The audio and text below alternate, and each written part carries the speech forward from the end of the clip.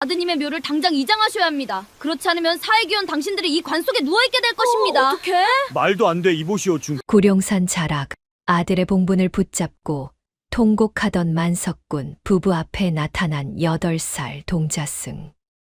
아이답지 않은 서늘한 눈빛으로 무덤을 가리키며 뱉은 이 한마디는 비수가 되어 부부의 가슴을 찔렀습니다. 아드님의 묘를 당장 이장하셔야 합니다. 그렇지 않으면 사회기원 당신들이 이 관 속에 누워있게 될 것입니다. 대체 이 무덤 속에는 무엇이 들었기에 죽은 아들이 부모의 목숨까지 노린다는 것일까요? 만석군 집안을 집어삼키려는 검은 그림자와 무덤 속에 박힌 핏빛 비밀. 그 소름 돋는 진실이 지금 밝혀집니다.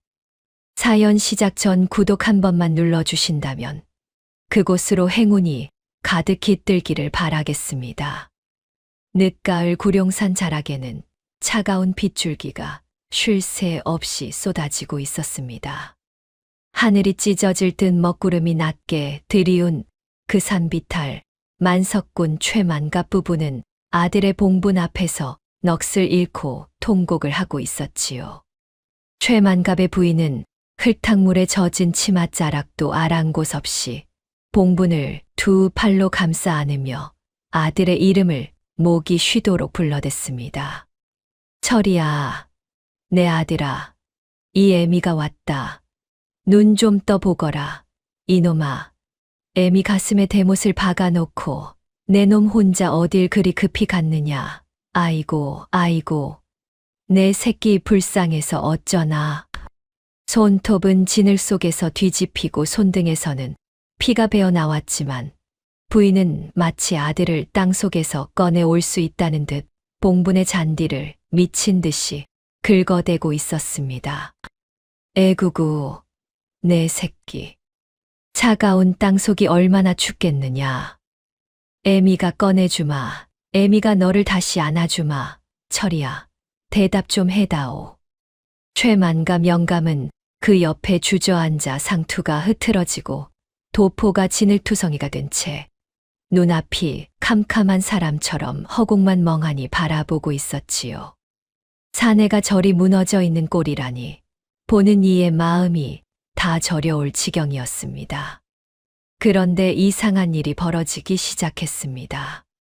묘비 주변을 자세히 살펴보니 평소에는 없던 핏빛 이끼들이 스멀스멀 기어나와 돌 위를 덮고 있지 않겠습니까? 그 이끼란 것이 보통 이끼가 아니라 마치 피를 머금은 듯 검붉은색을 띠고 있어 보기만 해도 섬뜩했습니다. 나무 위에서는 까마귀 떼가 마치 죽은 자의 혼을 노리는 듯 날카로운 울음소리를 내뱉으며 빙글빙글 맴돌고 있었지요. 그 소리란 것이 사람의 혼을 쏙 빼놓을 만큼 기괴하여 하인들까지도 서로의 얼굴만 쳐다보며 부들부들 떨고 있었습니다. 바로 그때였습니다. 숲속을 가득 메웠던 짙은 안개가 갈라지는가 싶더니 그 사이로 어린 동자승 하나가 방울 소리도 없이 스르륵 나타났습니다.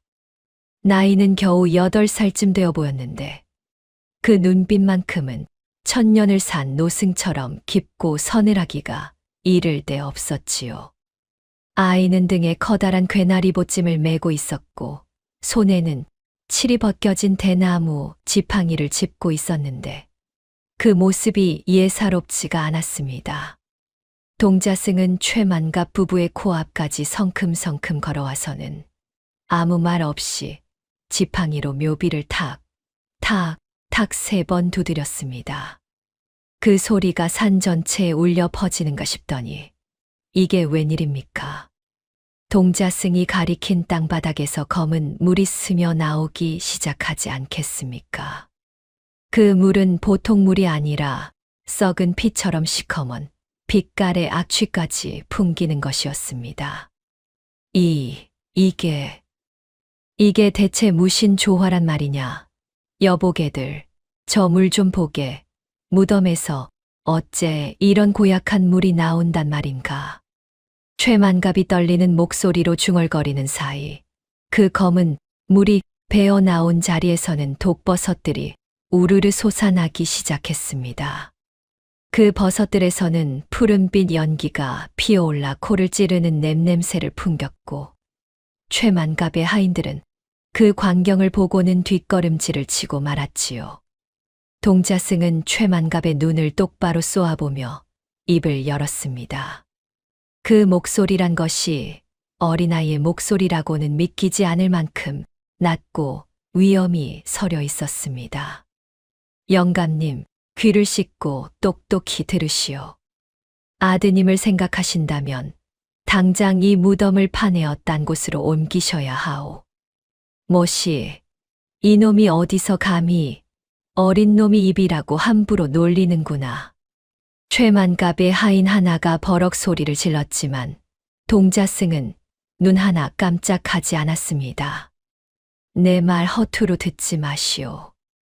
만약 사흘 밤이 지나기 전까지 이장을 하지 않으신다면 동자승이 천천히 손가락으로 최만갑 부부를 가리켰습니다. 영감님 내외분도 아드님 뒤를 따라 거적대기에 돌돌 말려 이 산을 넘게 될 것이오. 내 말이 틀리는가 똑똑히 지켜보시오. 그 말이 떨어지기가 무섭게 하인 두셋이 몽둥이를 들고 동자승에게 달려들었습니다.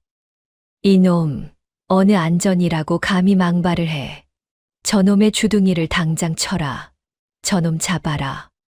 하지만 동자승은 지팡이를 가볍게 휘두르기만 했을 뿐인데 이게 어찌 된 일인지 바닥에 모래바람이 회오리를 이루며 하인들의 접근을 막아버렸습니다. 모래바람에 눈을 제대로 뜨지 못한 하인들은 그대로 주저앉고 말았지요. 자욱한 먼지가 가라앉기도 전에 동자승은 누더기 가사 속에서 옥빛 염주 한 알을 꺼내 최만갑의 발치에 툭 던져 놓았습니다. 이것을 품에 꼭 지니고 계시오. 머지않아 왜 내가 이런 말을 했는지 알게 될 것이니. 말을 마친 동자승은 다시 안개 속으로 스르륵 사라져 버렸습니다. 마치 처음부터 거기에 없었던 사람처럼 흔적 하나 남기지 않고 말이지요. 최만갑은 떨리는 손으로 그 염주를 집어들었습니다. 손바닥에 닿는 순간 얼음장같이 차가운 기운이 팔을 타고 온몸으로 퍼져나갔습니다. 등골이 오싹해지고 온몸에 털이 쭈뼛서는 것이 이것이 예사 물건이 아니라는 것을 본능적으로 알 수 있었지요. 영감, 저 아이가 한 말 들었소. 사흘이라니, 우리가 죽는다니. 그게 대체 무슨 무시무시한 소리요. 부인이 겁에 질린 목소리로 물었지만 최만감 역시 입이 떨어지지 않았습니다. 바로 그때였습니다. 산 아래 마을에서 들개들의 하울링 소리가 밤하늘을 찢듯 울려 퍼지기 시작했습니다. 그 소리란 것이 마치 죽음을 알리는 전령의 나팔 소리 같아서 듣는 이들의 간담을 서늘케 했지요. 하늘을 올려다보니 석양이 지고 있었는데 그 빛깔이 보통 저녁놀이 아니었습니다. 마치 하늘에서 피가 쏟아질 듯 시뻘겋게 물들어 있지 않겠습니까? 불길한 징조가 이렇게 한꺼번에 쏟아지다니 이건 예사 일이 아니었습니다. 아이고, 산신령님, 용서해 주십시오. 살려 주십시오. 제가 무슨 죄를 지었다고 이런 일을 겪어야 합니까? 살려 주십시오. 부인은 공포에 질려 동자승이 사라진 안개를 향해 연신 머리를 조아리며 빌기 시작했습니다. 두 손을 모아 땅바닥에 이마를 찌으며 목이 쉬도록 살려달라고 외쳐댔지요. 최만갑이 다시 묘비 쪽을 돌아보았을 때 그의 눈에 믿기지 않는 광경이 들어왔습니다. 묘비 뒤편 흙 속에서 흰 천 조각이 삐져나와 있었는데 그것이 바로 아들이 입고 묻혔던 수의 자락이 아니겠습니까? 수의는 땅속 깊이 묻혀 있어야 할 것인데 어찌 된 일인지 흘 밖으로 튀어나와 있었습니다. 이럴 수가. 철이야, 내 수의가 왜 여기 나와 있느냐? 이게 무신 해괴망측한 일이란 말이냐? 최만갑은 쏘스라치게 놀라 뒷걸음질을 쳤습니다. 가슴이 쿵쾅거리고 숨이 턱턱 막혀 그 자리에 그대로 주저앉을 뻔했지요. 영감, 어서 이 산을 내려갑시다. 무서워서 못 있겠소. 저 아이 말대로 이 무덤에 귀신이 붙었나 보오. 어서요. 예. 부인이 최만갑의 팔을 붙잡고 애타게 외쳤습니다. 최만갑도 더 이상 그 자리에 머물 수가 없었습니다. 부부는 하인들을 재촉하여 황급히 산을 내려오기 시작했지요. 그런데 등 뒤에서 이상한 소리가 들려왔습니다. 아부지, 아부지. 바람 소리인지 아니면 정말로 아들이 부르는 소리인지 귀에 또렷하게 들려오는 것이었습니다. 최만갑은 뒤를 돌아보고 싶었지만 차마 고개를 돌릴 수가 없었습니다. 뒤를 돌아보는 순간 무슨 끔찍한 일이 벌어질 것만 같은 공포가 온몸을 짓눌렀기 때문이지요. 부부는 비틀거리며 산을 내려왔습니다. 뒤에서는 계속해서 바람 소리인지 울음소리인지 모를 소리가 따라왔고 하늘에서는 까마귀, 때가 그림자처럼 그들을 뒤쫓았습니다. 구룡산의 저녁 안개는 점점 짙어지고 있었고 그 안개 속에서 무언가 꿈틀거리는 그림자들이 어른거렸습니다. 최만갑은 품속의 염주를 꽉 움켜쥐었습니다. 차가운 옷구슬이 손바닥에 박히며 살점을 파고드는 듯했지만 그것만이 유일하게 자신이 살아있다는 것을 느끼게 해주는 증표였습니다. 사흘. 동자승이 말한 사흘이라는 시간이 마치 사형 집행일을 기다리는 죄수의 마음처럼 최만갑의 가슴을 짓누르고 있었습니다. 최만갑 일행이 집대문 앞에 당도하자마자 집사 조상태가 버선발로 헐떡이며 달려 나왔습니다. 그의 얼굴에는 걱정이 아주 대궐만큼 가득한 표정이 역력했고 연신 두 손을 비비며 최만갑 부부에게 다가왔지요. 아이고, 나으리, 나으리, 이게 어찌 된 일이옵니까? 이 몸이 나으리 기다리느라 목이 석자나 빠지는 줄 알았사옵니다. 무탈이 돌아오셔서 정말 다행이옵니다. 조상태는 최만갑의 도포 자락에 묻은 진흙을 손으로 털어내며 과장되게 안타까워했습니다. 부인의 젖은 치마를 보고는 눈이 휘둥그레져서 혀를 차며 하인들을 들들 볶아대기 시작했지요. 야, 이놈들아, 뭐들 하고 있느냐? 어서 마님을 안채로 모시지 않고 당장 따뜻한 물부터 데워오너라. 마님 곧불이라도 드시면 내 놈들 목이 10개라도 모자랄 줄 알아라. 조상태의 목소리는 충성으로 아주 꽉 차 있는 듯 보였습니다. 하지만 그 목소리 구석구석에는 진심이라고는 눈꽃만큼도 담기지 않은 공허함이 서려 있었지요. 최만갑은 그저 힘없이 고개를 끄덕이며 사랑방으로 무거운 발걸음을 옮겼습니다. 조상태는 얼른 최만갑을 침상에 눕히고는 밖으로 나가 얼마 지나지 않아 김이 모락모락 나는 약탕관을 정성스레 들고 돌아왔습니다. 나으리, 산길의 기력이 아주 쏙 빠지신 모양이옵니다. 이 몸이 나으리 오시기만을 기다리며 보약 중에 보약을 다려 놓았사옵니다. 자, 어서 이 약을 드시고 푹 쉬시옵소서. 몸을 추스르셔야 아드님 마지막 길도 잘 갈무리하지 않겠사옵니까? 조상태는 사발에 짙은 갈색 약물을 천천히 따랐습니다. 최만갑이 약사발을 받으려 힘겹게 손을 내미는 순간 그의 시선이 조상태의 손목에 딱 멈추었습니다. 낡고 색이 바랜 가죽끈이 조상태의 손목에 칭칭 감겨 있었는데 그것은 분명 죽은 아들 철이가 살아생전을 몸바신처럼 차고 다니던 것과 똑같은 것이었지요. 최만갑의 손이 잠깐 덜덜 떨리며 멈칫했지만 조상태는 눈치채지 못한 듯 사발을 들이밀며 물러났습니다. 식기 전에 천천히 드시옵소서. 이 몸은 문 밖에서 딱 버티고 대기할 터이니 필요한 게 있으시면 언제든 부르시옵소서. 조상태가 방문을 닫고 나가자 최만갑은 약사발을 가만히 들여다보았습니다. 검붉은 약물 표면에는 이상한 기름기가 둥둥 떠 있어 보기만 해도 속이 메스꺼웠지요. 뭔가 석연치 않았습니다. 최만갑은 약사발을 입으로 가져가는 척하다가 조상태가 눈치채지 못하게 슬그머니 요 밑바닥으로 쏟아버렸습니다. 빈 사발만 덩그러니 남겨두고 말이지요. 깊은 밤 삼경이 되었습니다.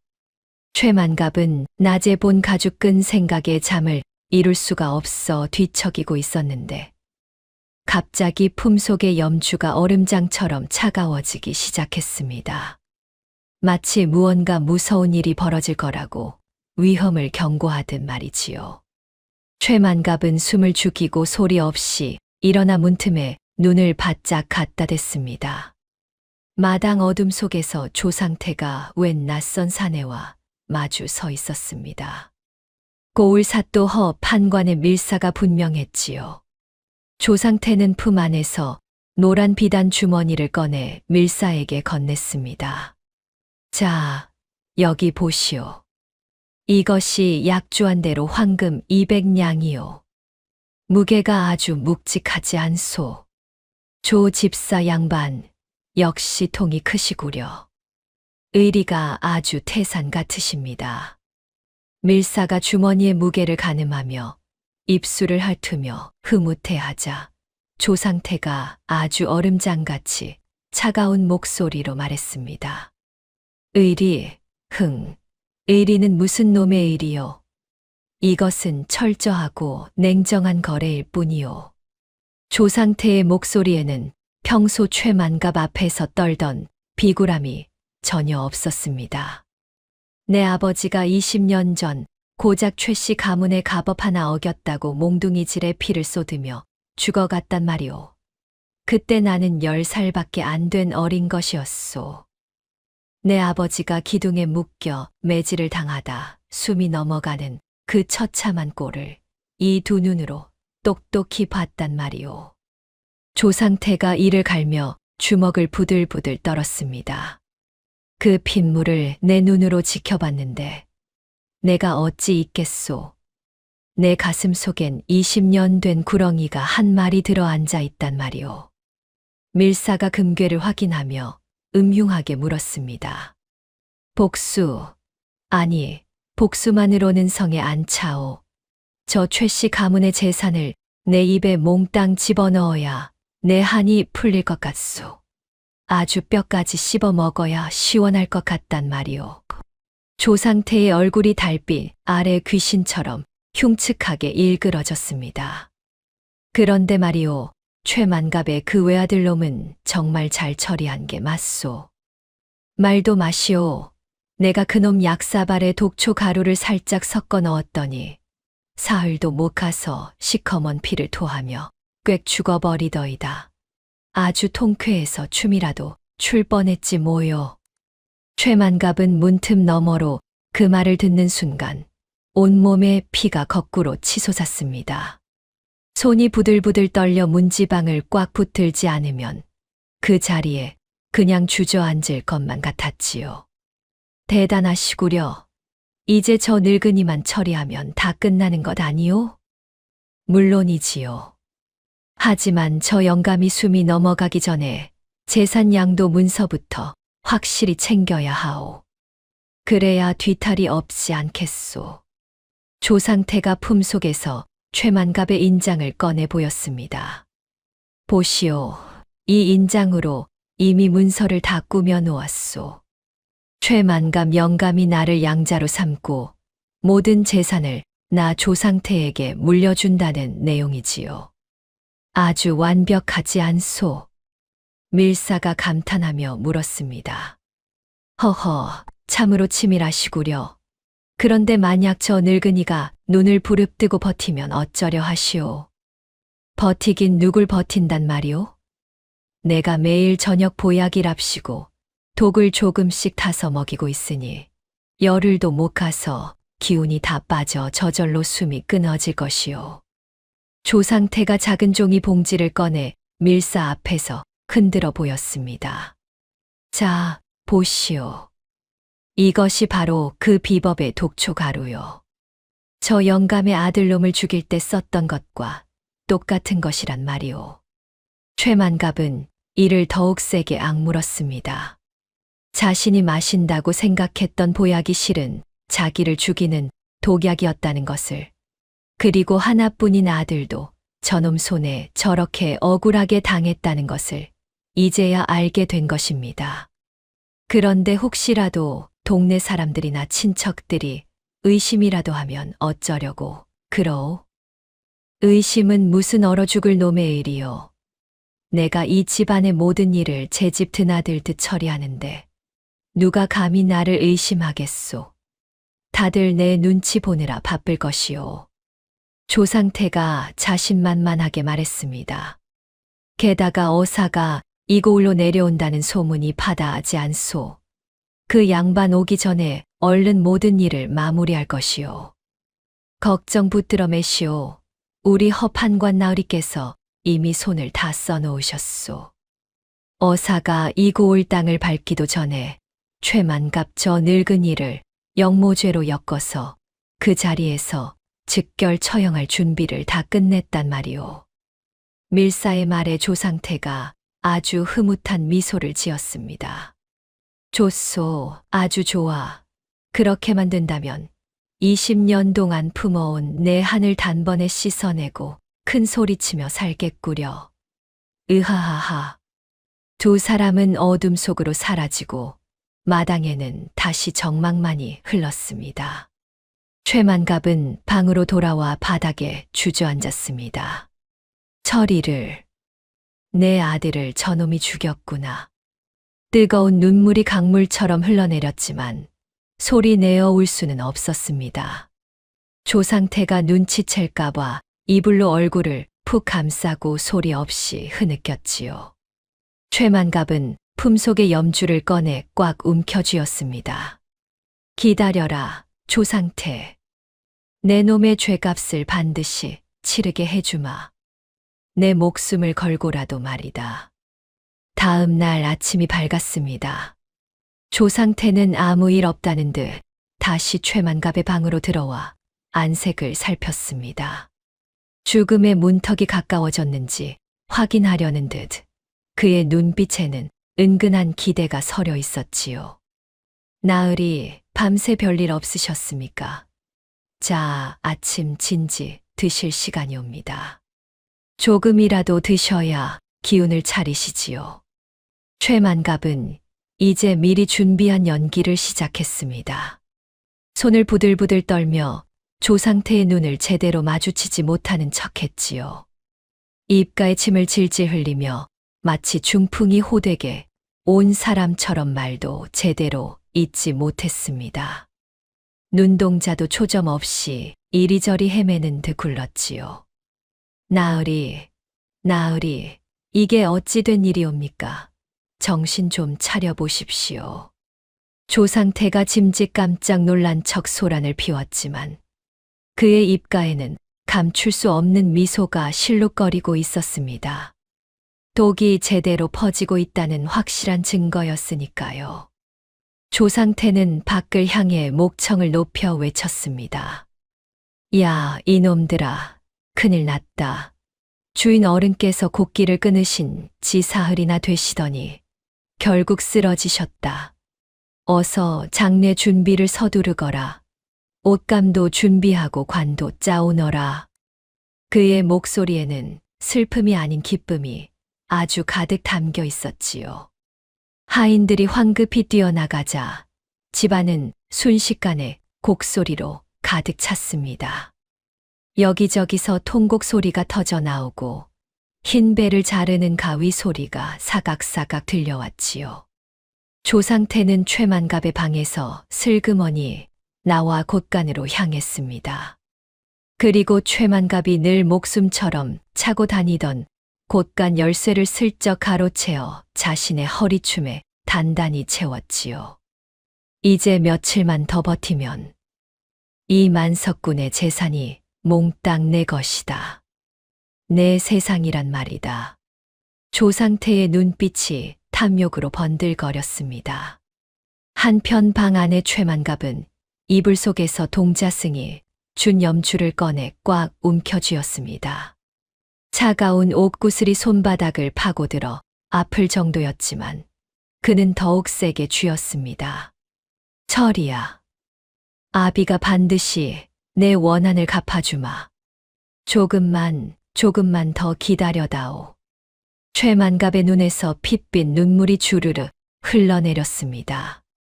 그것은 슬픔의 눈물이 아니라 복수를 향해 칼날을 가는 뜨거운 분노의 눈물이었지요. 아들의 죽음 뒤에 숨겨진 추악한 진실을 이제야 알게 된 최만갑은 이제 목숨을 건 복수의 길을 걷기로 결심했습니다. 이튿날 삼경, 최만갑은 집안 하인들이 모두 잠든 사이 홀로 삽한 자루를 들고 아들의 무덤을 다시 찾아갔습니다. 달빛도 구름에 가려 어둠이 짙게 깔린 밤이었지만 최만갑의 발걸음은 조금도 흔들림이 없었지요. 등에는 등잔 하나를 매달고 손에는 삽을 꽉 쥔 채 구룡산 산길을 오르고 또 올랐습니다. 묘지에 도착하자 무덤 주변에서는 눅눅한 흙내음과 함께 정체불명의 비린내가 진동했습니다. 코를 찌르는 그 냄새란 것이 마치 썩은 고기 같기도 하고 독버섯 같기도 한 이상한 냄새였지요. 최만갑은 등잔을 봉분 옆에 세워두고 동자승이 일러준 대로 땅바닥에 귀를 바짝 갖다 댔습니다. 순간 최만갑의 눈이 커졌습니다. 흙벽 너머에서 무언가 긁는 듯한 소리가 희미하게 들려오지 않겠습니까? 그리고 그 소리 사이로 아들의 애처로운 신음 같은 것이 환청처럼 들려왔습니다. 최만갑은 더 이상 참을 수가 없었습니다. 미친 듯이 삽질을 시작했습니다. 오냐, 철이야. 이 아비가 왔다. 조금만 참거라. 이 몹쓸 흙더미를 아비가 다 치워주마. 내 놈을 가둔 그 나쁜 놈들을 내가 가만두지 않으마. 어서 나가자. 내 새끼야. 삽이 흙을 파헤칠 때마다 땅속에서 짙은 보랏빛 연기가 피어올랐고 그 연기는 마치 귀신불처럼 으스스하게 흔들렸지요. 한참을 파내려가자 드디어 아들의 관 덮개가 모습을 드러냈습니다. 하지만 최만갑이 본 광경은 너무나도 끔찍했습니다. 관 주위에는 구리로 만든 7개의 말뚝이 대모처럼 깊숙이 박혀 있었던 것입니다. 이것이 대체 세상에 이럴 수가. 이 쳐죽일 놈, 사람이 어찌 이토록 모질 수가 있단 말이냐? 최만갑의 목소리가 부들부들 떨렸습니다. 그 말뚝들은 바로 악명 높은 칠성 말뚝이었습니다. 죽은 자의 영혼을 영원히 땅속에 가두어 환생하지 못하게 만드는 가장 독한 저주의 도구였지요. 아들을 죽인 것도 모자라 영혼까지 이 흉측한 말뚝으로 짓눌러 놓다니. 조상태, 이 악마 같은 놈, 내 놈이 그러고도 사람이냐. 내 오늘 이 말뚝을 다 뽑아버리고 내 놈의 목을 치리라. 각 말뚝에는 조상태가 평소 사용하는 특이한 붉은 명주실이 칭칭 감겨 있었습니다. 최만갑은 그 명주실을 보는 순간 온몸에 소름이 돋았습니다. 그 실은 조상태가 늘 서책을 묶을 때 쓰던 것과 똑같은 것이었으니까요. 등잔불을 가까이 가져가 말뚝 끝을 자세히 살펴보니 거기에는 글자가 새겨져 있었습니다. 최씨 가문의 대를 영원히 끊으리라. 최만갑은 이를 악물었습니다. 조상태가 아들을 죽인 것도 모자라 영혼까지 가두어 환생하지 못하게 한 것입니다. 최만갑은 떨리는 손으로 첫 번째 말뚝을 잡고 힘껏 뽑았습니다. 에잇, 이 몹쓸 것, 당장 빠지거라. 내 아들을 괴롭히는 이 저주받은 말뚝아. 말뚝이 빠지는 순간 땅속에서 검은 물이 콸콸 솟구쳐 올라 주변의 바위들을 시커멓게 물들였지요. 그 물에서는 지독한 악취가 풍겨나와 최만갑은 코를 막아야 했습니다. 두 번째, 세 번째 말뚝을 뽑아낼 때마다 땅이 울리는 듯한 소리가 났습니다. 그리고 일곱 번째 말뚝을 마지막으로 뽑아냈을 때 무덤 속에서 기이한 일이 벌어졌습니다. 팔뚝만한 흑색 구렁이들이 수십 마리 기어 나와 사방으로 흩어지기 시작한 것입니다. 구렁이들은 마치 어디론가 가야 할 곳을 아는 듯 일제히 산 아래 조상태의 집 방향으로 기어갔지요. 저것들이 오냐, 가서 그 원수 놈의 목을 죄어버리거라. 죽은 내 아들의 하늘 내 놈들이 대신 갚아주려무나. 최만갑은 그 광경을 보며 등골이 오싹해졌습니다. 하지만 이제 와서 물러설 수는 없었습니다. 최만갑은 관 옆의 틈새를 살펴보기 시작했습니다. 손으로 흙을 조심스럽게 헤치자 무언가 단단한 것이 손에 잡혔지요. 그것은 끝이 깨진 옥빛 약병 조각이었습니다. 최만갑은 그 약병을 보는 순간 가슴이 철렁 내려앉았습니다. 이건 상태놈이 항상 품고 다니던 그 약병이 아니더냐. 아들놈한테 이 독약을 먹인 것이 확실하구나. 이 증거를 찾았으니 이제 내 놈은 꼼짝 말하다. 약병 안쪽에는 아직도 하얀 가루가 조금 남아 있었고 그것이 바로 독약이라는 것을 본능적으로 알 수 있었습니다. 바로 그때였습니다. 숲속에서 흰 나비 한 마리가 날아와 묘비 위에 살포시 앉았습니다. 그러자 달빛 아래 동자승 무명의 형상이 서서히 나타났지요. 무명은 말없이 지팡이를 휘둘러 관 주위를 돌았습니다. 그러자 관을 감싸고 있던 검은 기운이 서서히 걷히기 시작했습니다. 마치 아침 안개가 햇살에 사라지듯 부정한 기운이 사라지는 것이었지요. 무명이 처음으로 입을 열었습니다. 이제 도령님의 혼이 조금이나마 편안해지셨을 것입니다. 저 말뚝들이 도령님의 목을 조르고 있었으니 그 고통이 얼마나 심했겠습니까? 무명은 품속에서 작은 비단 주머니를 꺼내 최만갑에게 건넸습니다. 이것은 도령님께서 돌아가시기 전 조상태 몰래 이 암자로 보내온 것입니다. 영감님께서 꼭 보셔야 할 내용이니 어서 펼쳐보십시오. 최만갑은 떨리는 손으로 주머니를 받았습니다. 주머니를 여니 안에는 아들이 쓴 편지가 피 묻은 채 접혀 있었습니다. 등잔불을 가까이 가져가 편지를 펼쳐보니 아들의 떨리는 필체가 눈에 들어왔습니다. 아이고 철이야. 내 아들아. 이 글씨 좀 보게. 얼마나 손을 떨며 썼는지 종이가 다 해졌구나. 아이고 가여운 내 새끼. 아버지 조상태 삼촌이 제게 재산을 포기하라며 협박합니다. 저는 거부했지만 그가 아버지를 해칠까 두려워 억지로 각서를 써주었습니다. 아버지, 삼촌을 조심하십시오. 편지는 거기서 끊겨 있었습니다. 아마도 조상태에게 들킬까봐 급히 숨긴 것이겠지요. 최만갑의 눈에서 뜨거운 눈물이 주르르 흘러내렸습니다. 철이야. 아비가 미안하구나. 네가 죽어가면서도 이 못난 아비를 걱정했단 말이냐. 원수 놈이 주는 약을 보약인 줄 알고 받아먹은 이 아비가 정말 죽일 놈이구나. 내 새끼야, 정말 미안하다. 최만갑은 편지를 가슴팍에 소중히 갈무리했습니다. 그리고 주머니 안을 더 뒤져보니 아들이 억지로 써준 재산 포기 각서도 함께 들어있었지요. 각서에는 아들의 도장이 찍혀 있었지만 글씨는 평소 아들의 글씨와는 달리 흐트러져 있었습니다. 최만갑은 이 증거물들을 품속 깊이 넣었습니다. 칠성 말뚝과 깨진 약병, 그리고 아들의 편지와 각서까지. 무명이 최만갑에게 다가와 조용히 말했습니다.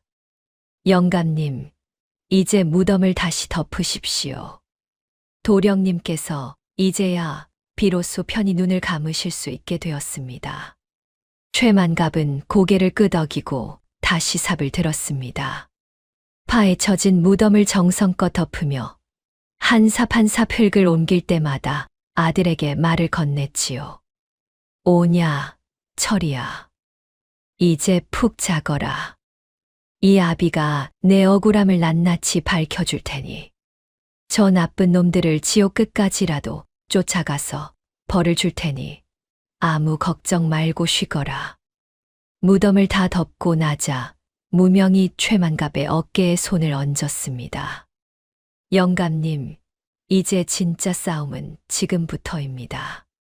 조상태는 곧 영감님을 죽은 사람으로 만들고 재산을 몽땅 차지하려 할 것입니다. 하지만 영감님께서는 죽은 척하시며 그놈의 계략을 끝까지 지켜보셔야 합니다. 죽은 척을 하라니. 그게 무슨 말씀이오? 내가 시신이라도 되어야 한단 말이오? 예, 제가 특별한 약을 하나 드리지요. 이 약을 드시면 딱 반나절 동안 숨이 끊어진 듯 보일 것입니다. 아무리 용한 의원이 와도 죽었다고 믿을 수밖에 없지요. 그래야 그 나쁜 놈이 안심하고 제 속을 다 드러내지 않겠습니까? 무명이 품속에서 작은 약병을 꺼내 최만갑에게 건넸습니다. 이 약을 드시고 죽은 듯 누워 계시다가 그놈이 가장 기뻐할 때 벌떡 일어나십시오. 그때가 바로 심판의 시간이 될 것입니다. 최만갑은 약병을 받으며 무명을 똑바로 바라보았습니다. 스님, 아니 도령. 그대는 도대체 누구시오? 어찌하여 이 늙은이의 원통함을 이토록 도와주시는 것이오? 무명은 잠시 말이 없다가 조용히 대답했습니다. 영감님 기억나지 않으십니까? 8년 전 그 지독한 흉년 때 말이오. 굶어 죽어가던 한 안하기 갓난아이를 품에 안고 영감님 댁을 찾아갔었지요. 그때 영감님께서 아이부터 살려야 한다며 쌀 한 바구니를 내어주셨던 그 여인의 아들이 바로 접니다. 최만갑은 그제야 어렴풋이 기억이 났습니다. 아, 기억나고 말고 그때 그 어린 것을 안고 울던 그 안악. 자니가 바로 그 아이였나. 그 작은 선행을 잊지 않고 이렇게 찾아와 주다니. 정말 고맙네. 정말 고마워. 은혜를 갚는 것뿐입니다. 저희 어머님이 돌아가시기 전까지 영감님 이름을 부르며 고마워하셨지요. 이제 산을 내려가십시오. 해가 뜨기 전에 집에 도착하셔야 들키지 않습니다. 최만갑은 증거물들을 품에 꼭 안고 산을 내려오기 시작했습니다. 무명은 그의 뒷모습을 지켜보다가 흰 나비로 변해 어둠 속으로 사라졌지요. 산을 내려오는 최만갑의 발걸음은 올라갈 때와는 달리 단단했습니다. 이제 확실한 증거를 손에 쥐었으니까요. 동쪽 하늘이 희미하게 밝아오기 시작했습니다. 심판의 날이 곧 밝아올 것이었습니다. 최만갑은 조용히 사랑방으로 들어가 이불을 덮고 누웠습니다. 똥이 트자 최만갑은 동자승 무명을 따라 구룡산 가장 깊은 곳으로 들어갔습니다. 산길은 험했지만 무명은 마치 눈을 감고도 걸을 수 있다는 듯 주저함 없이 앞장섰지요. 한참을 오르자 울창한 나무 사이로 퇴락한 암자 하나가 모습을 드러냈습니다. 영감님, 이제 다 왔습니다. 저기 울창한 나무들 사이로 수줍게 머리를 내밀고 있는 저 절집이 보이십니까? 저곳이 바로 이 몸이 머무는 천가감이옵니다. 무명이 낡은 암자 문을 열며 말했습니다. 암자 안으로 들어서자 벽에는 빛바랜 벽화들이 그려져 있었습니다. 최만갑이 자세히 들여다보니 그 벽화 속에는 8년 전 자신의 모습이 그려져 있지 않겠습니까?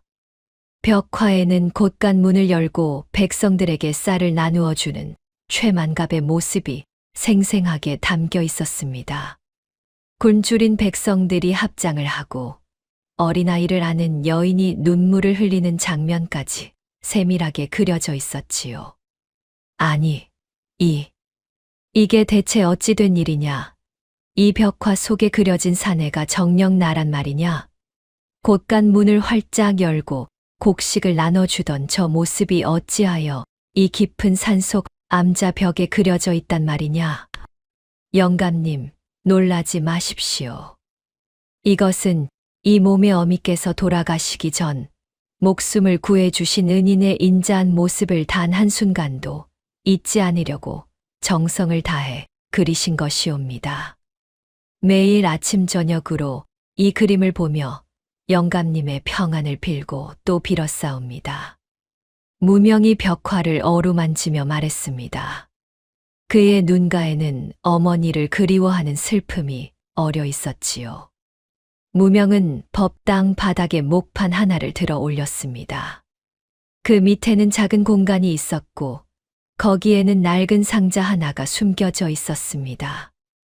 영감님, 이 상자를 좀 보십시오. 이것이 바로 저희 어미께서 마지막 숨을 거두시며 남기신 유언장이옵니다. 무명이 상자를 꺼내 열자 안에는 누렇게 바랜 종이가 들어 있었습니다. 최만갑이 종이를 펼쳐보니 여인의 가느다란 글씨로 유언이 적혀 있었지요. 내 아들 무명아, 최 영감의 은혜를 반드시 갚거라. 그분이 위험에 처하시면 목숨을 다해 도와드려라. 그것이 사람이 마땅히 가야 할 도리이니라. 최만갑은 글을 읽으며 가슴이 뜨거워졌습니다. 자신이 베푼 작은 선행이 이토록 큰 인연으로 이어질 줄은 몰랐던 것입니다. 아, 이토록 깊은 뜻이 있었단 말이냐. 도령 그런데 이 상자 안을 보니 아직 남은 물건이 더 있지 않소. 저 밑바닥에 깔린 저것은 무엇이오? 최만갑이 상자 밑바닥을 가리키며 물었습니다. 무명은 고개를 끄덕이고 또 다른 물건을 꺼냈습니다. 그것은 옥으로 만든 필통과 작은 서책이었습니다. 최만갑이 서책을 보는 순간 온몸에 전율이 일었습니다. 그것은 다름 아닌 아들 철이의 필체였으니까요. 이것은 우리 철이 글씨가 아니냐? 죽은 내 자식의 서책이 어찌하여 여기에 있단 말이냐? 나으리, 진정하십시오. 이것은 도령님께서 돌아가시기 사흘 전 조상태의 눈을 피해 급히 이 암자로 보내오신 것이옵니다. 이 몸에게 매달리며 아버님께 이 진실을 꼭 전해달라고 피눈물을 흘리며 부탁하셨사옵니다. 최만갑은 떨리는 손으로 서책을 펼쳤습니다. 첫 장부터 아들의 글씨가 빼곡히 적혀 있었습니다. 아버지, 조상태 삼촌이 이상합니다. 밤마다 누군가와 만나 수상한 이야기를 나눕니다. 우리 집안을 망하게 하려는 음모를 꾸미는 것 같아 밤잠을 설칩니다. 다음 장에는 더 구체적인 내용이 적혀 있었습니다. 오늘 조상태 삼촌이 장터 약방에서 무언가를 몰래 사오는 것을 보았습니다. 제가 뒤를 밟아 약사에게 물으니 사람을 서서히 죽게 만드는 독초라고 했습니다. 가슴이 떨려 숨을 쉴 수가 없습니다. 그리고 마지막 장에는 떨리는 필체로 이렇게 적혀 있었습니다.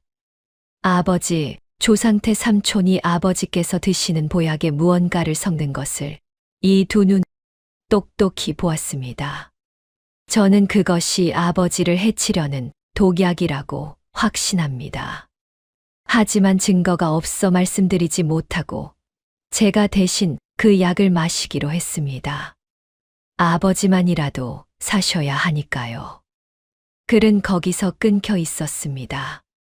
최만갑의 눈에서 눈물이 주르르 흘러내렸습니다. 아이고 철이야. 내 새끼야. 네가 이 아비를 살리려고 그 독약을 대신 마셨단 말이냐. 이 못난 아비는 그것도 모르고 상태 놈이 준 약을 보약인 줄 알고 너한테 권했으니. 내가 정령 죽일 놈이로구나.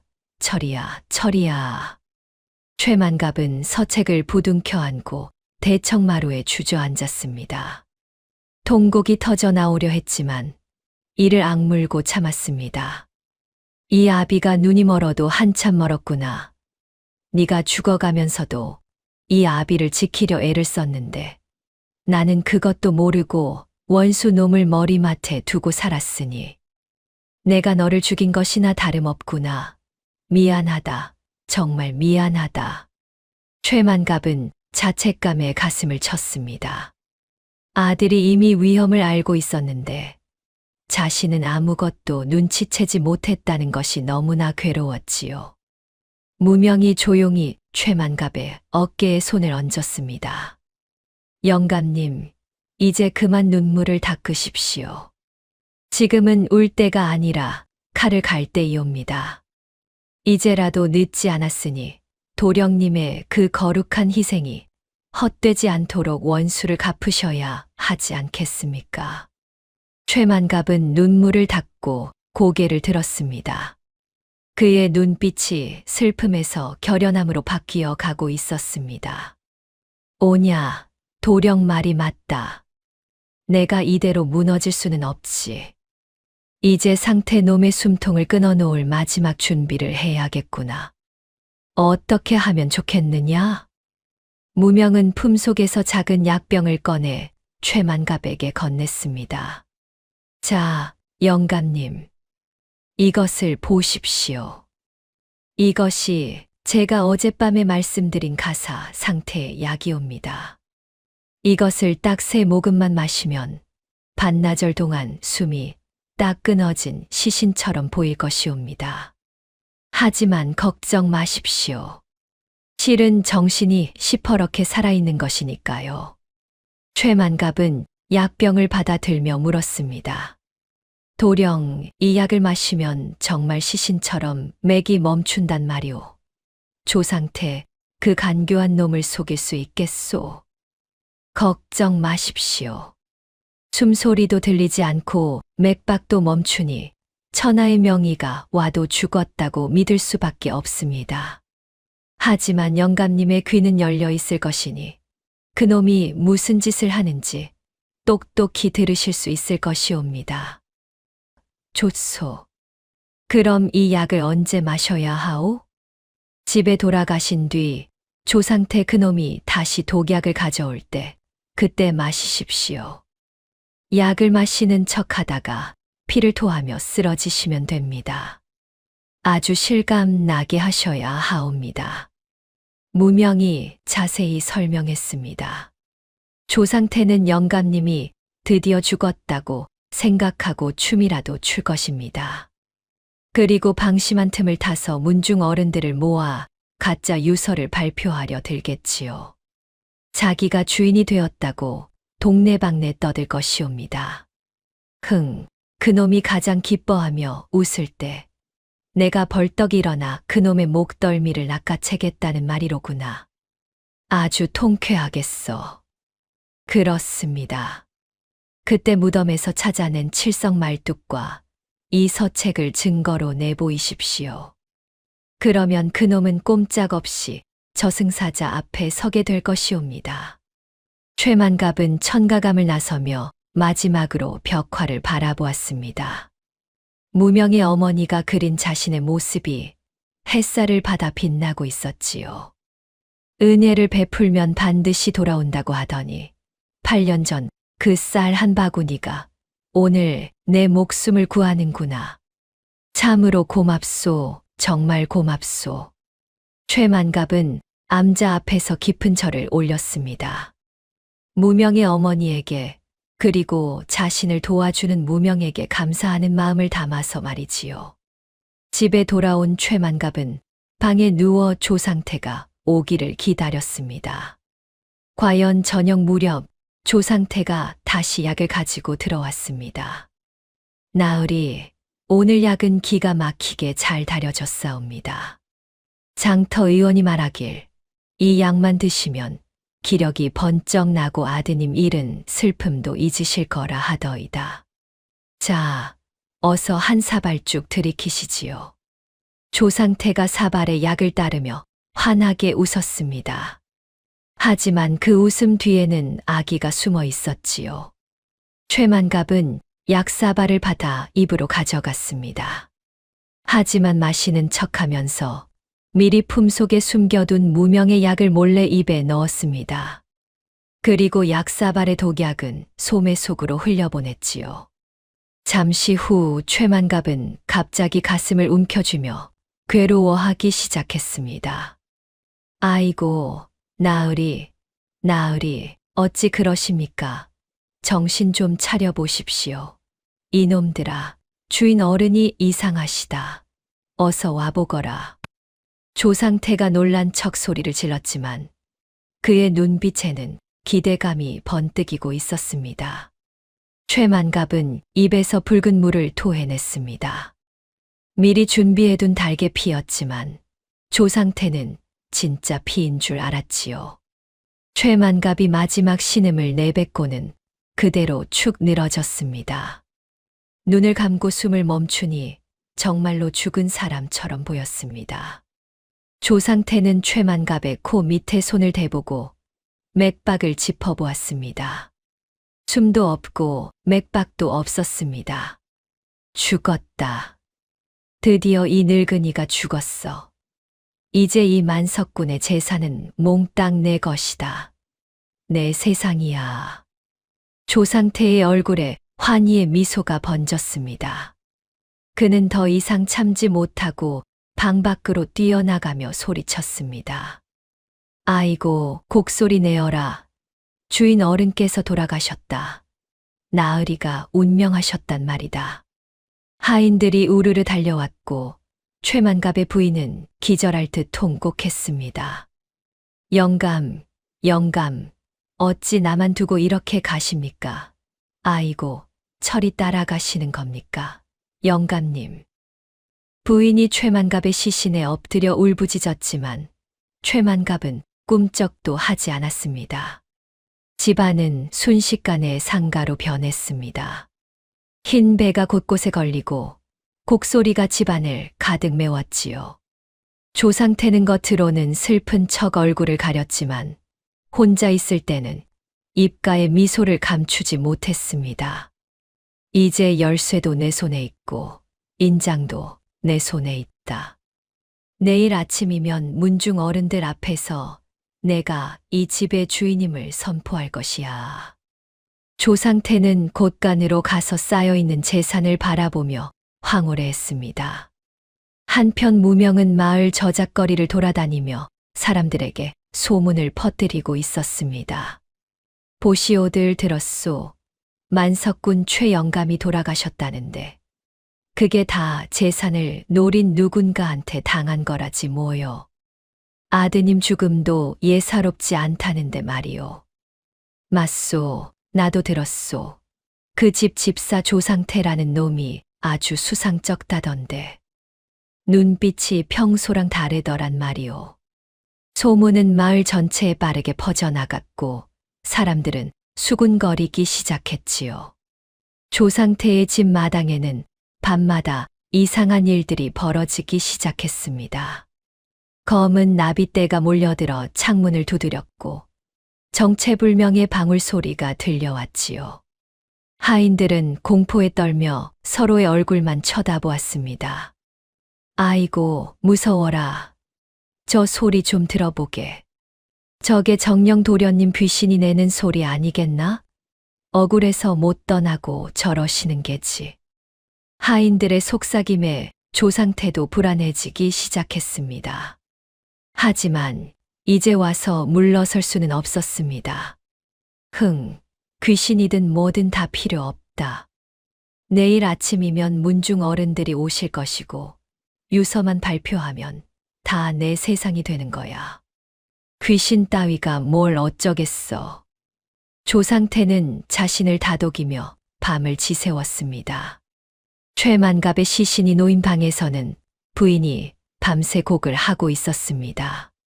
하지만 최만갑은 죽지 않았습니다. 무명의 약 덕분에 가사 상태에 빠져 있을 뿐이었지요. 폭풍 전야 같은 정적이 최씨 가문을 감싸고 있었습니다. 조상태는 욕망이 완성될 마지막 날에 해가 뜨기만을 손꼽아 기다렸습니다. 하지만 그는 몰랐습니다. 자신의 모든 죄가 곧 백일하에 드러날 것이라는 것을 말이지요. 셋째 날 아침 최만갑의 사랑방에는 가문의 문중 어른들과 마을의 유력자들이 엄숙한 표정으로 가득 모여들었습니다. 상주 자리에는 조상태가 앉아 있었는데 그는 흰 상복을 입고 굵은 배로 만든 두건을 쓰고 있었지요. 하지만 그의 눈빛은 슬픔이 아닌 기대감으로 번들거리고 있었습니다. 애구구, 아이고, 나으리, 어찌 그리 급히 가셨단 말씀입니까? 어르신들, 바쁘신 와중에 이렇게 걸음해 주셔서 정말 몸둘 바를 모르겠사옵니다.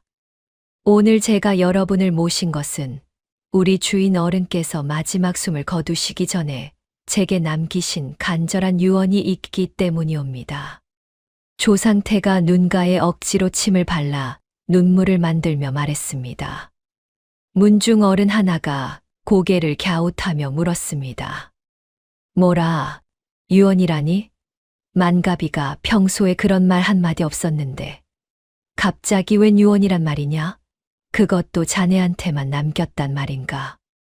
그렇사옵니다, 어른. 돌아가시기 사흘 전이었지요.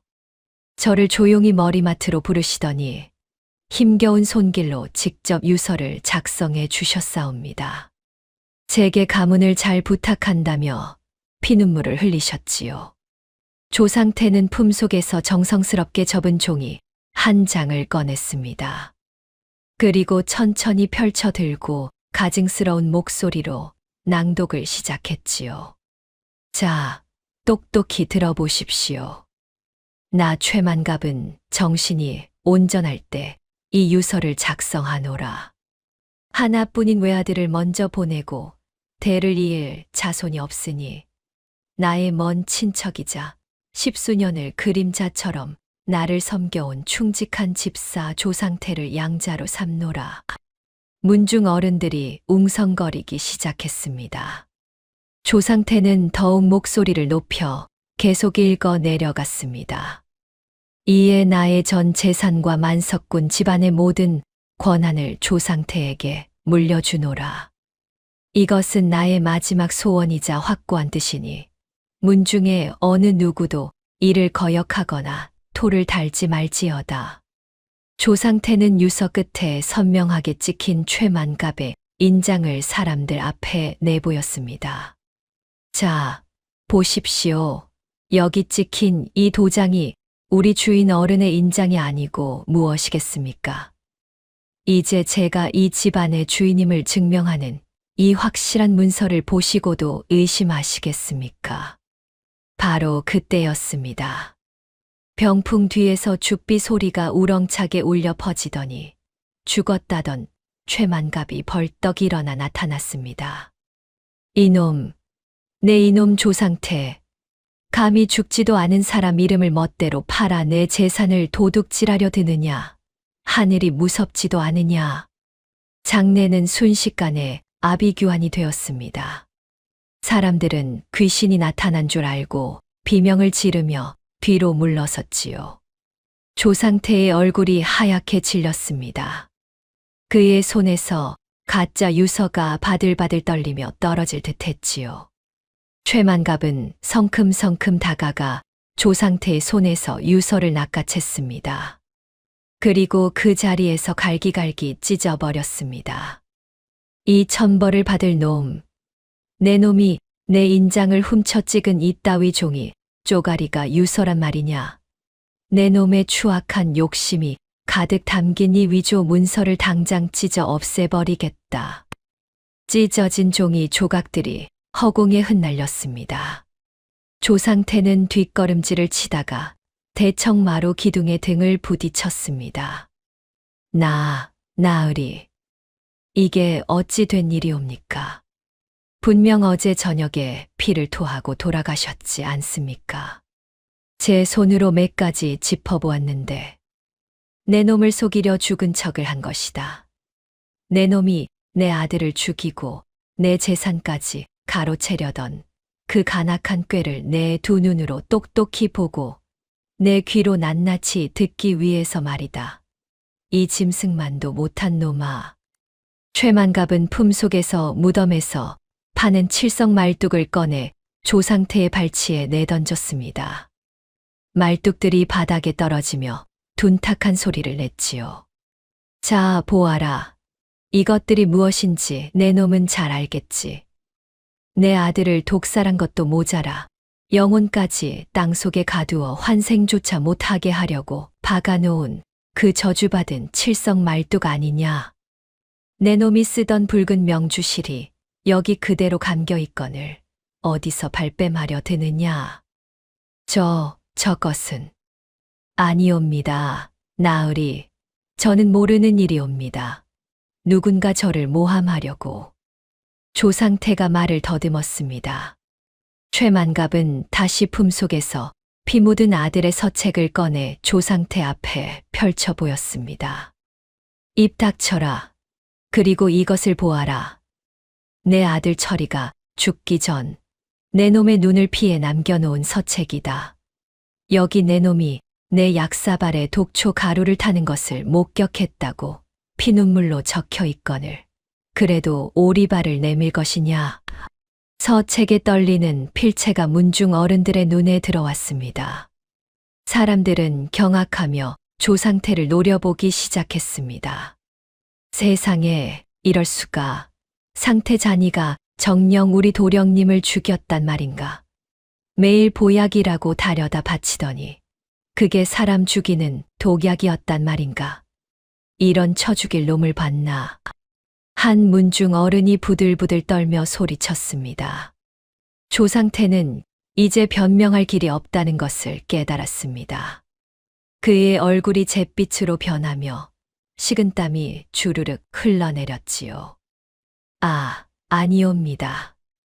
어르신들 진정하십시오. 이것은 다 저 늙은이가 지어낸 거짓부렁이옵니다. 제가 그럴 리가 있겠습니까? 조상태가 뒷걸음질을 치다가 대청마루 구석에 놓인 청자 화병을 발로 차 깨트리고 말았습니다.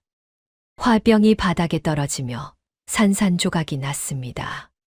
최만갑이 미리 숨겨둔 건장한 하인들을 불렀습니다. 여봐라, 이 짐승만도 못한 놈을 당장 묶어라. 내 아들을 죽인 원수를 잡아다가 관가에 넘겨라. 어서. 하인들이 밧줄을 들고 사방에서 들이닥쳤습니다. 조상태는 공포에 질려 도망치려 했지만 이미 사방이 막혀 있었지요. 조상태는 품속에서 단검을 꺼내 최만갑의 목을 노리고 달려들었습니다. 눈에는 광기가 어려 있었고 입에서는 거품이 일었습니다. 바로 그 순간이었습니다. 담벼락 위에서 동자승 무명이 나타나 방울을 힘차게 흔들었습니다. 방울 소리가 울려 퍼지자 마당의 흙바닥이 갈라지기 시작했습니다. 그리고 그 틈새에서 무덤에서 보았던 흑색 구렁이들이 우글우글 솟구쳐 올랐지요. 으악, 이게 뭐야? 뱀이다. 뱀 살려줘. 제발 살려줘. 조상태는 비명을 지르며 단검을 떨어뜨렸습니다. 구렁이들은 조상태의 다리를 칭칭 감아 올라가기 시작했습니다. 조상태는 바닥에 나뒹굴며 애걸했습니다. 공포에 질린 그의 얼굴은 이미 사람의 얼굴이 아니었습니다. 내가 사또 허판관과 짜고 아드님을 죽였소. 내가 그 보약 사발에 독초 가루를 넣었단 말이오. 제발 살려만 주시오. 조상태의 입에서 드디어 추악한 진실이 쏟아져 나왔습니다. 20년 전이었소. 내 아버지가 최 씨 가문 가법 때문에 매질을 당해 돌아가셨단 말이오. 그 원한을 갚으려고 이 만석군 재산을 몽땅 내 손에 넣으려고 내가 귀신에 홀렸던 것이오. 아이고, 무서워라. 문중 어른들과 마을 사람들은 담장 너머로 이 광경을 지켜보며 분노했습니다. 저런 천인공노할 놈을 봤나. 부모 원한이라고 핑계를 대며 자식까지 죽여? 저놈은 당장 능지처참을 해도 모자랄 놈이다. 사람들은 조상태를 향해 침을 뱉고 돌을 던졌습니다. 조상태는 구렁이들의 휘감긴 채 바닥에서 자지러졌지요. 하지만 조상태는 곧 상황이 절망적이라는 것을 깨달았습니다. 그는 갑자기 비열한 웃음을 되찾으며 최만갑을 노려보았습니다. 무슨 헛소리냐. 내 놈의 자백을 이 고을 사람들이 다 들었거늘. 내 뒤에는 사또 나으리가 계시다. 허 판관 나으리께서 이미 관군을 이끌고 이리로 오고 계신단 말이다. 너는 오늘 아들을 죽인 살인마로 몰려 영모죄로 목이 달아날 것이다. 조상태의 말이 끝나기가 무섭게 대문 밖에서 말발굽 소리가 요란하게 들려왔습니다. 하인 하나가 겁에 질려 소리쳤습니다. 먼지 구름을 일으키며 관아의 포졸들이 대문을 부수고 들이닥쳤습니다. 포졸들은 창과 칼을 들고 최만갑의 집을 에워쌌지요. 말을 타고 들어온 사또 허 판관이 거드름을 피우며 최만갑을 내려다보았습니다. 내 이놈 최만갑. 내 놈이 요사스러운 동자승과 짜고 도수를 부려 충직한 집사 조상태를 해치려 한다는 고변을 듣고 왔다. 당장 포승줄로 묶어라. 허 판관의 선포에 사람들은 어안이 벙벙했습니다. 사또 나으리, 그게 무슨 말씀이옵니까? 저 조상태가 자기 입으로 도련님을 독살했다고 자백하는 것을 저희가 다 들었사옵니다. 진실을 밝혀주십시오. 문중 어른 하나가 나서서 항변했지만 허 판관은 코웃음을 쳤습니다. 닥쳐라. 어디서 감히 사또의 말에 토를 다느냐. 내가 직접 조사한 결과 최만갑 저 늙은이가 영모를 꾀하고 있다는 확실한 증거를 이미 확보했다. 저놈을 당장 압송하라. 허 판관은 미리 준비한 가짜 문서를 꺼내 흔들어 보였습니다. 상황은 다시 최만갑에게 절대적으로 불리하게 돌아갔습니다. 포졸들이 최만갑을 향해 다가오기 시작했지요. 최만갑은 주먹을 불끈 쥐었지만 시퍼런 칼날을 든 관군 앞에서는 속수무책이었습니다. 바로 그때 무명이 담벼락 위에서 최만갑을 향해 눈짓을 보냈습니다. 영감님, 걱정 마십시오. 아직 끝이 아니니 하늘이 쳐놓은 촘촘한 그물을 믿고 잠시만 견디소서. 무명의 입술이 움직였지만 신기하게도 그 소리는 최만갑의 귀에만 또렷하게 들렸습니다. 최만갑은 조용히 고개를 끄덕였습니다. 저 신묘한 동자승을 끝까지 믿기로 한 것입니다.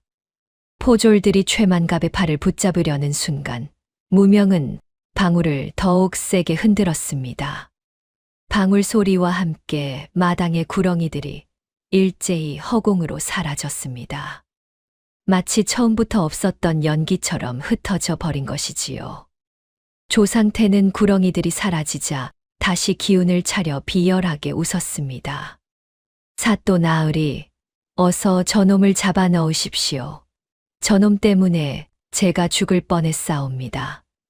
당장 옥에 가두어 목을 쳐버리십시오. 조상태가 포졸들을 향해 소리쳤습니다. 포졸들이 최만갑을 포박하려 하자 최만갑의 부인이 비명을 지르며 남편 앞을 막아섰습니다. 안 됩니다. 우리 영감님은 아무 죄가 없습니다. 저 조상태가 우리 아들을 죽였단 말입니다. 사또 나으리, 제발 도와주십시오. 하지만 포졸들은 부인을 거칠게 밀쳐내고 최만갑의 팔을 사정없이 비틀었습니다. 차가운 쇠사슬이 최만갑의 손목에 덜컥 채워졌습니다. 마을 사람들은 통곡하며 최만갑의 이름을 불렀지만 칼을 든 관군을 막을 수는 없었습니다. 최만갑은 끌려가면서도 조상태를 똑바로 쳐다보았습니다. 조상태, 내 놈이 권세를 등에 업고 진실을 덮으려 드느냐. 하지만 기억해라. 내 놈의 죄는 반드시 백일하에 밝혀질 것이다. 하늘이 알고 땅이 다 안단 말이다. 조상태는 비웃으며 손을 흔들었습니다. 하늘이 밥 먹여주더냐. 너는 이제 옥바닥에서 썩다 죽을 목숨이야. 잘 가거라, 최영감. 최만갑은 그렇게 관아의 지하 옥사로 끌려갔습니다. 마을 사람들의 비통한 시선을 뒤로하고 말이지요. 무명은 담벼락에서 그 뒷모습을 조용히 지켜보다가 안개처럼 스르륵 사라졌습니다. 이제 진정한 심판을 위한 마지막 싸움이 시작될 것이었습니다. 말을 타고 위풍당당하게 들이닥친 사또 허 판관은 조상태를 보호하며 최만갑을 내려다보았습니다.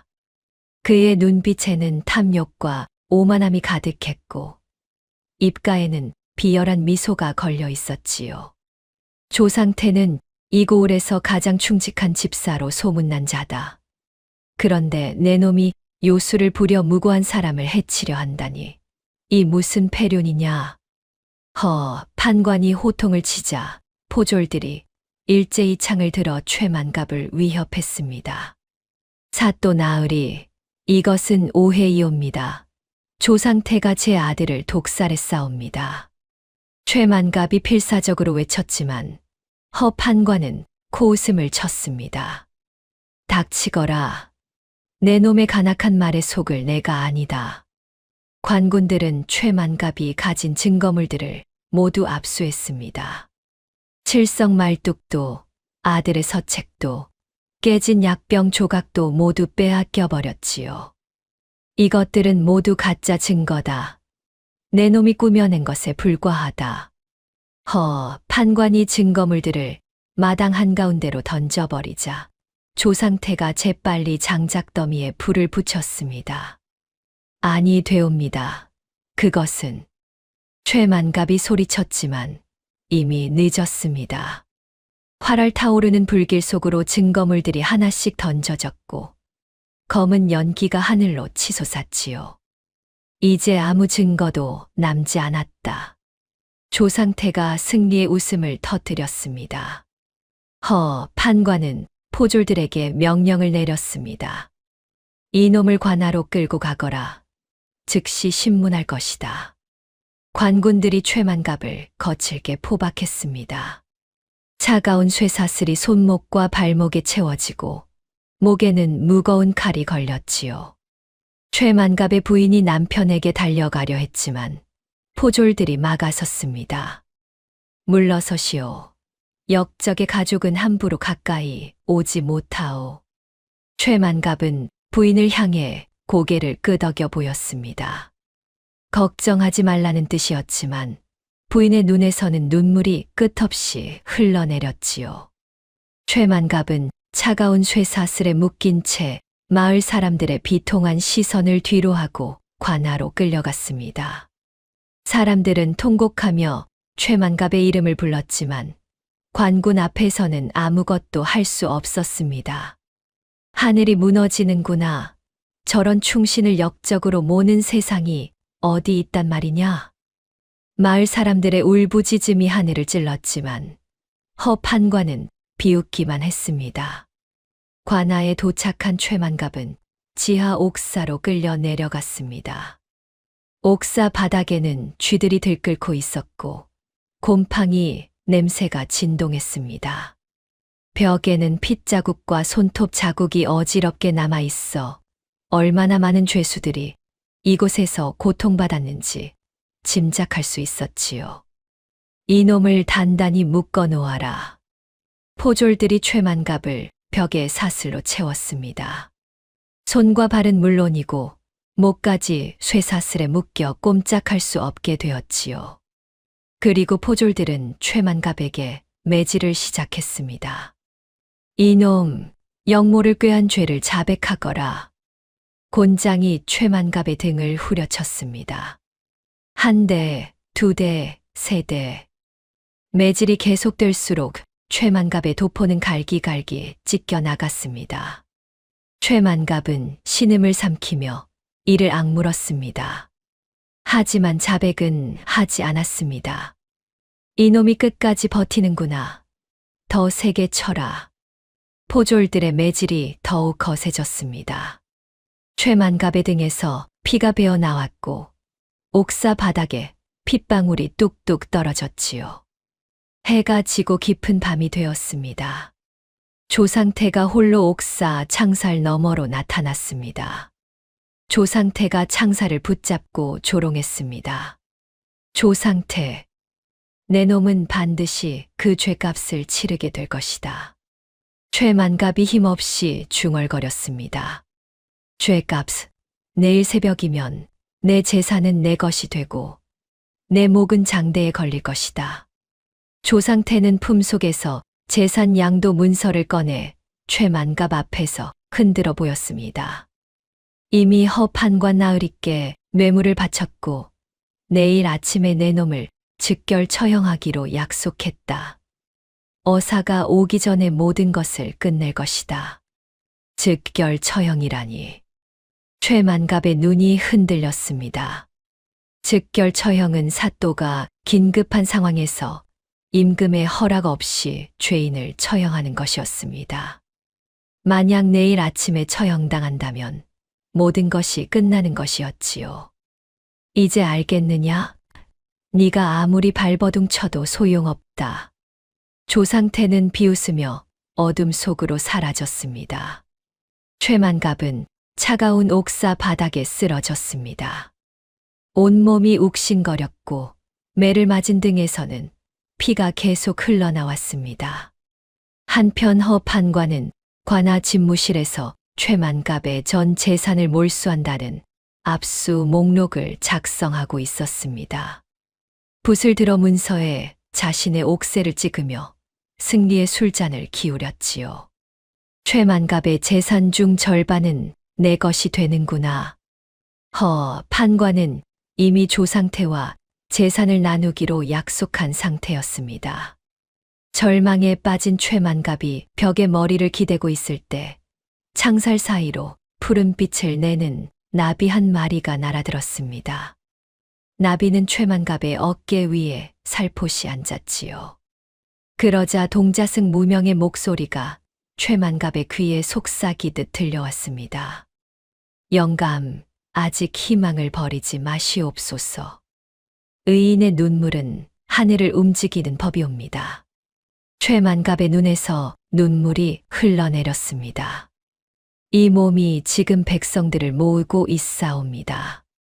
조금만 더 버티시옵소서. 나비는 다시 창살 밖으로 날아가 버렸습니다.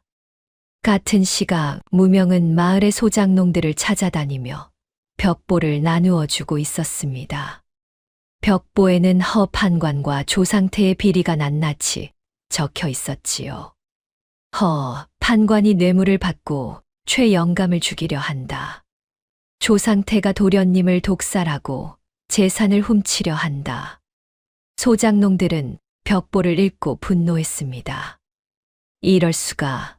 만석군 나으리는 흉년 때 우리를 살린 은인이 아니신가. 저런 탐관오리를 그냥 둘 수 없다. 무명의 인도 아래 마을 사람들은 횃불을 들고 관아 앞으로 모여들기 시작했습니다. 밤이 깊어갈수록 횃불의 수는 점점 늘어났지요. 최 영감을 석방하라. 허, 판관은 물러가라.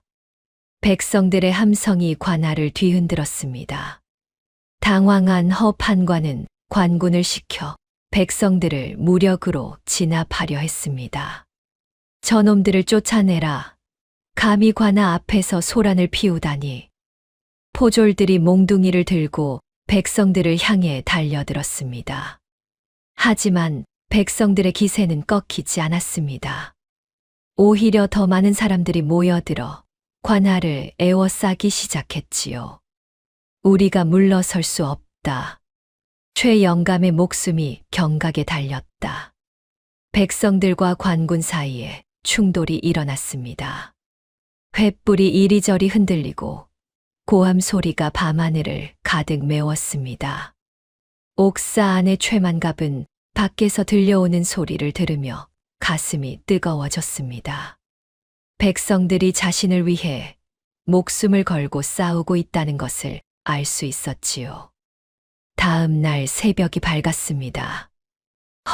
판관은 어사가 고을 입구에 도착했다는 전가를 받았습니다. 뭐라고? 어사가 벌써 도착했다고. 판관의 얼굴이 하얗게 질렸습니다. 서둘러라. 최만갑을 당장 처형해야 한다. 판관은 형리에게 최만갑을 처형장으로 끌고 가라고 독촉했습니다. 최만갑은 달구지에 실려 처형장으로 향했습니다. 달구지가 마을을 지날 때 최만갑의 눈앞에는 부인의 처절한 얼굴이 스쳐 지나갔지요. 부인이 달구지를 따라오며 울부짖었지만 포졸들이 막아섰습니다. 처형장에 도착하자 이미 많은 백성들이 모여 있었습니다. 사람들은 통곡하며 최만갑의 억울함을 하늘에 호소했지요. 망나니가 형장에 올라 큰 칼을 치켜들었습니다. 그는 입에 술을 머금고 칼날을 햇빛에 비춰보며 칼춤을 추기 시작했습니다. 판관이 서둘러 형 집행을 명령했습니다. 어서 처형하라. 지체하지 말고. 망나니가 최만갑의 목을 겨냥하며 칼을 높이 들어 올렸습니다. 칼날이 햇빛을 받아 번쩍였습니다. 바로 그 순간이었습니다.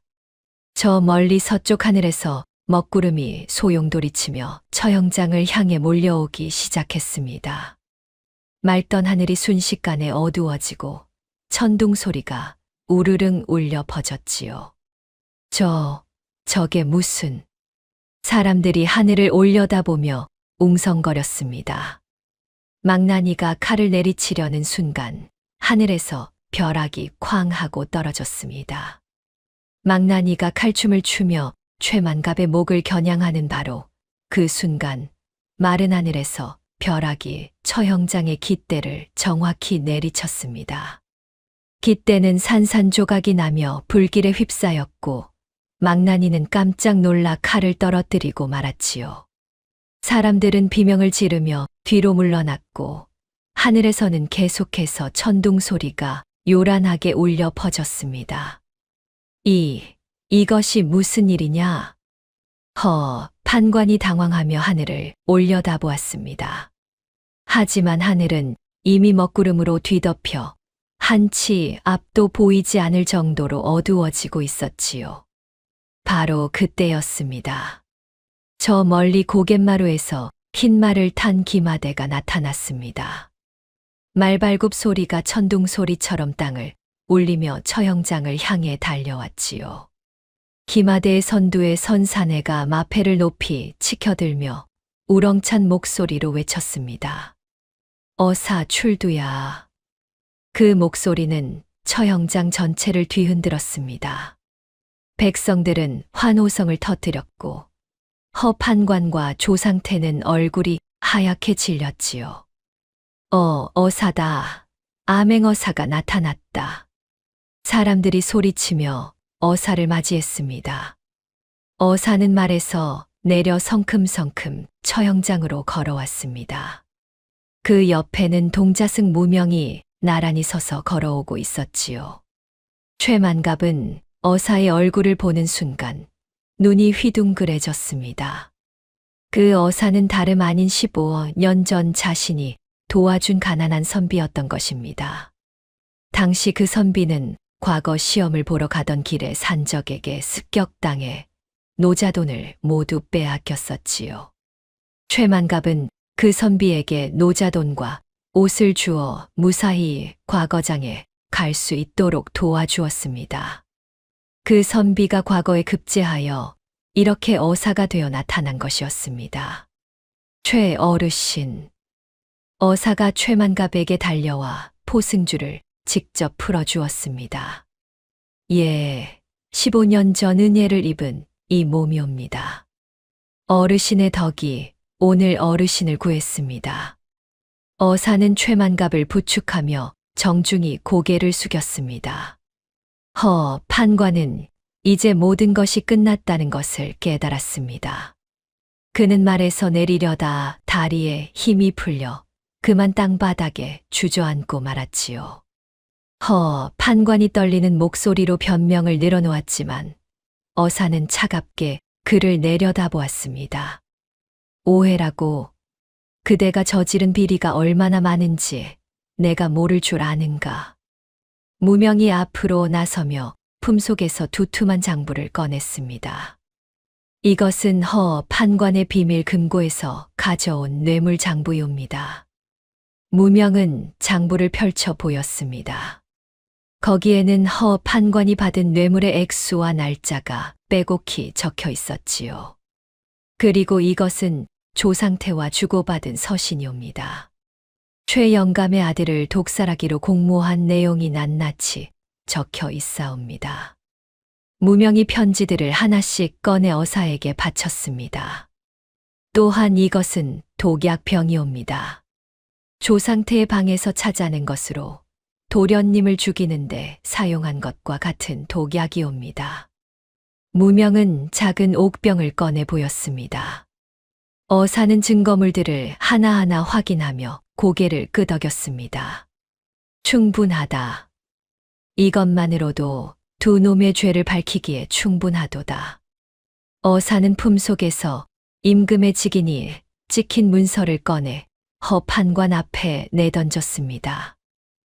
판관, 그대는 탐욕에 눈이 멀어 백성을 수탈하고 무고한 사람을 죽이려 한 죄로 즉시 파직되며 관직을 박탈당하노라. 아니 되옵니다. 어사 나으리. 판관이 땅바닥에 엎드려 애걸했지만 어사는 차갑게 고개를 돌렸습니다. 포졸들, 저자를 당장 잡아들여라. 어사를 따라온 중앙의 금군들이 판관에게 달려들어 포승줄로 묶었습니다. 판관의 관복이 벗겨지고 그는 평범한 죄수의 몰골이 되어 버렸지요. 조상태는 그 광경을 보고 도망치려 했습니다.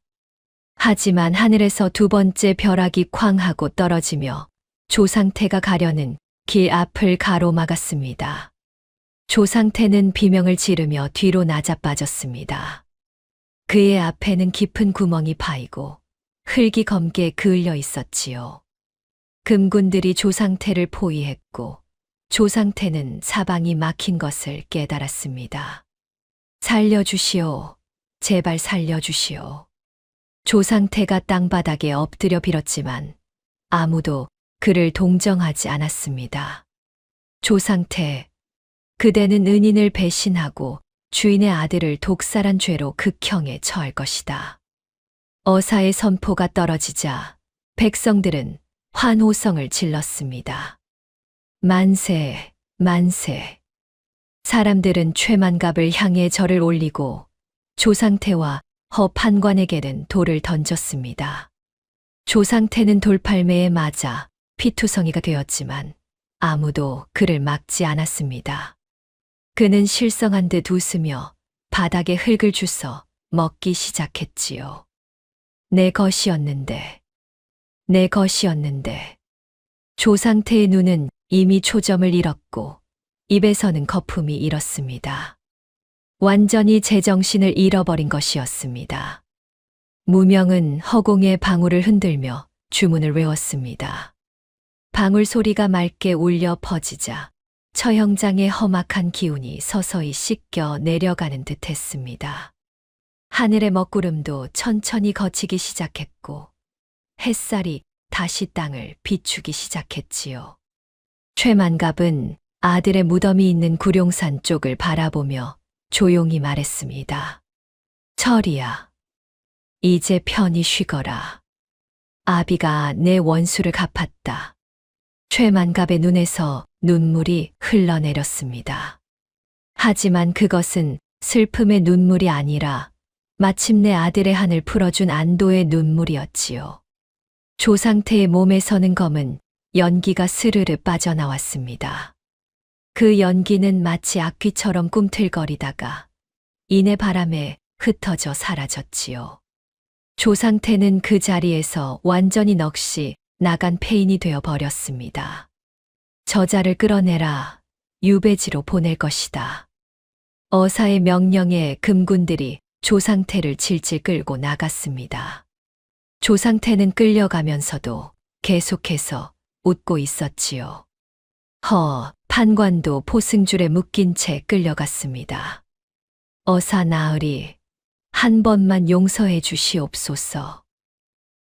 판관이 애걸했지만 어사는 고개도 돌리지 않았습니다.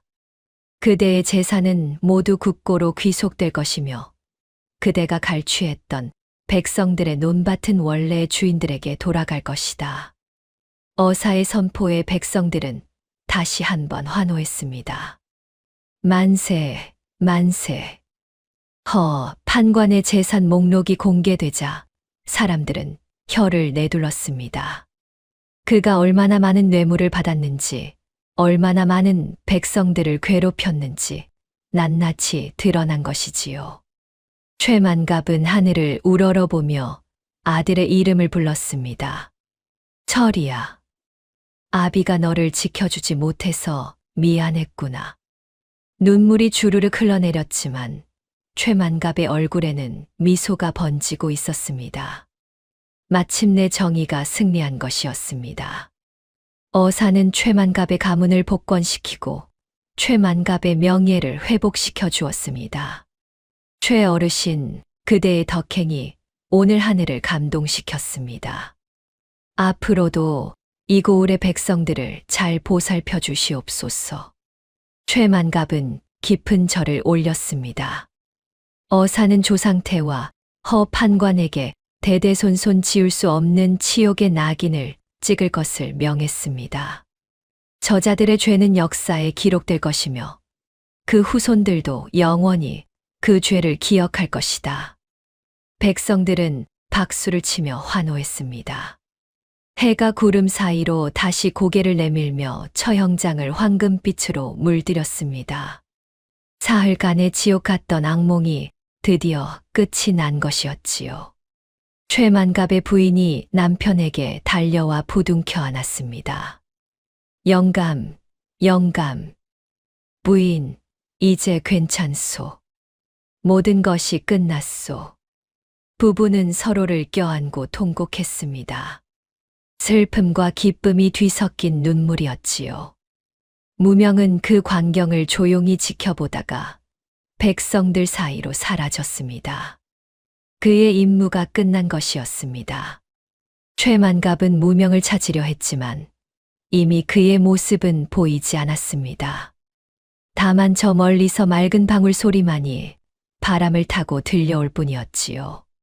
처형장에 모였던 백성들은 하나둘 집으로 돌아갔습니다. 그들의 얼굴에는 희망의 미소가 번지고 있었습니다. 정의가 승리한 날이었습니다. 하늘이 의로운 사람의 편이 되어준 날이었지요. 모든 소동이 가라앉은 한 달 뒤, 최만갑은 무명이 점지해 준 명당인 승룡지로 아들을 정성껏 이장했습니다. 승룡지는 구룡산 동쪽 기슭에 자리한 곳으로 아침 해가 가장 먼저 비추는 양지 바른 곳이었지요. 관을 옮기는 날, 수백 명의 마을 사람들이 자발적으로 모여 상여를 메고 아들의 마지막 길을 극진히 모셨습니다. 도련님, 편히 가시옵소서. 은혜를 잊지 않겠습니다. 백성들은 눈물을 흘리며 아들을 보냈습니다.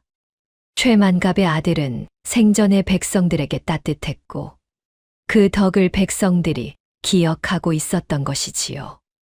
새로 판 묘자리는 신기한 일이 벌어졌습니다.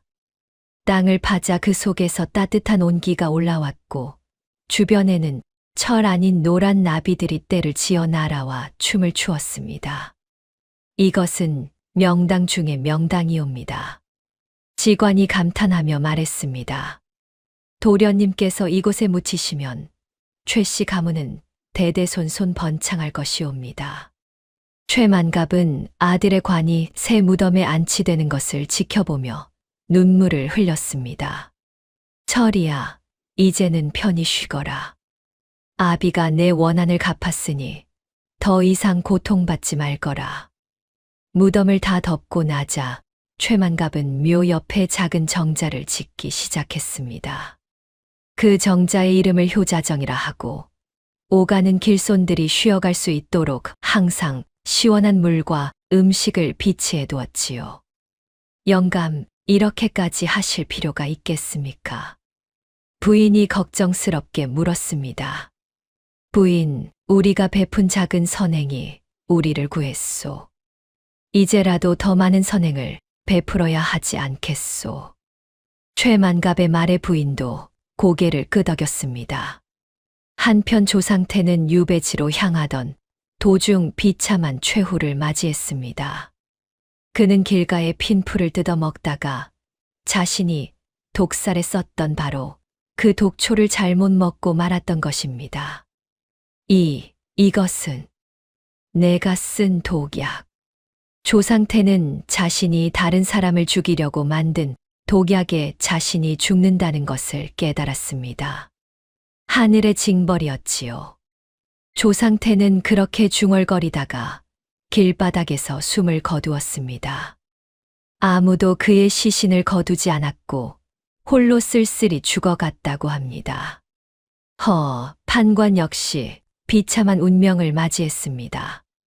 관직이 박탈된 것은 물론이고 대대손손 가산이 정몰되어 그의 가족들은 거지가 되어 길거리를 떠돌게 되었지요. 이 모든 것이 나의 탐욕 때문이었구나. 판관은 남루한 옷을 입고 거리를 헤매며 후회했지만 이미 늦었습니다. 그는 결국 병들어 쓸쓸히 죽었고 아무도 그를 기억하지 않았습니다. 최만갑은 되찾은 가문의 재산을 털어고을에 거대한 서당을 세웠습니다. 서당의 이름을 철이서당이라 하고 가난한 아이들이 무료로 배움의 기회를 얻도록 도왔지요. 우리 철이가 배움을 좋아했으니 아이들이 배우는 모습을 보면 저승에서도 기뻐할 것이요. 최만갑의 말에 마을 사람들은 감동하여 눈물을 흘렸습니다. 어느 날 저녁 최만갑은 무명을 양자로 드리기 위해 천가감을 찾아갔습니다. 하지만 암자에는 낙엽만 쌓여 있을 뿐 사람의 기척이라곤 전혀 없었습니다. 최만갑이 법당 안으로 들어가니 무명이 쓰던 낡은 대나무 지팡이가 법당 한가운데 세워져 있었습니다. 그 옆에는 종이 한 장이 놓여 있었지요. 최만갑이 종이를 집어 읽어보니 무명의 가느다란 글씨로 이렇게 적혀 있었습니다. 덕은 외롭지 않으니 반드시 이웃이 있나니 영감께서는 그 덕을 잃지 마시옵소서. 이 몸은 다시 산으로 돌아가 수행을 이어가겠나이다. 최만갑의 눈에서 눈물이 흘러내렸습니다. 무명은 은혜를 갚고 다시 떠난 것이었습니다. 최만갑은 천가감에서 나와 구룡산 정상을 향해 깊은 절을 올렸습니다. 고맙소, 정말 고맙소. 그대의 은혜를 평생 잊지 않겠소. 산 위에서는 맑은 방울 소리가 울려 퍼지는 듯 했습니다. 세월이 흘러 최만갑 부부는 장수하며 대대손손 번창했습니다. 최만갑은 여든이 넘도록 건강하게 살았고 그의 가문은 조선 땅에서 가장 존경받는 명문가가 되었지요. 부인도 최만갑과 함께 오래 살며 손자, 손녀들이 자라는 것을 보았습니다. 두 사람은 평생 서로를 의지하며 선행을 베풀었고 백성들의 존경을 받았습니다. 아들의 기일마다 묘지 주변에는 은은한 향기가 감돌았습니다. 그 향기는 어떤 꽃에서 나는 것도 아니고 향을 피운 것도 아니었지만 묘지 전체를 감싸는 신비로운 향기였지요. 도련님께서 부모님의 효심에 감동하여 수호신이 되신 것이 틀림없습니다. 마을 사람들은 그렇게 믿었습니다. 고을 사람들은 이 기이한 야담을 기록하여 후세에 전했습니다.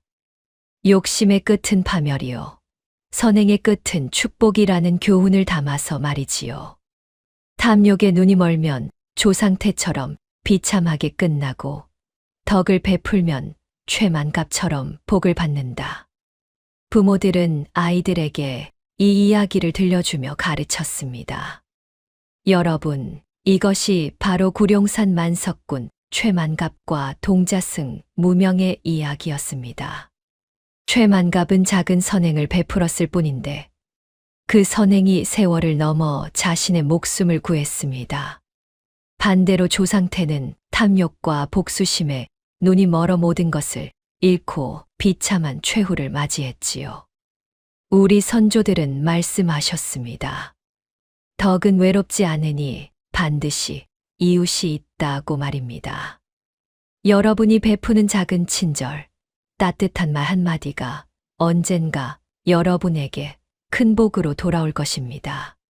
반대로 욕심과 악한 마음은 결국 자신을 파멸로 이끌게 되지요. 오늘도 어딘가에서 동자승 무명의 맑은 방울 소리가 들리는 듯합니다. 그 소리는 우리에게 묻고 있습니다.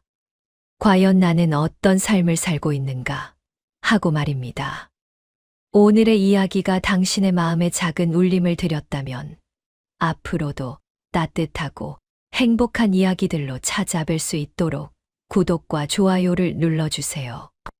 그리고 사연의 주인공을 위한 따뜻한 말씀도 댓글로 부탁드립니다. 당신의 오늘이 인생 최고의 하루가 되길 응원하겠습니다. 감사합니다.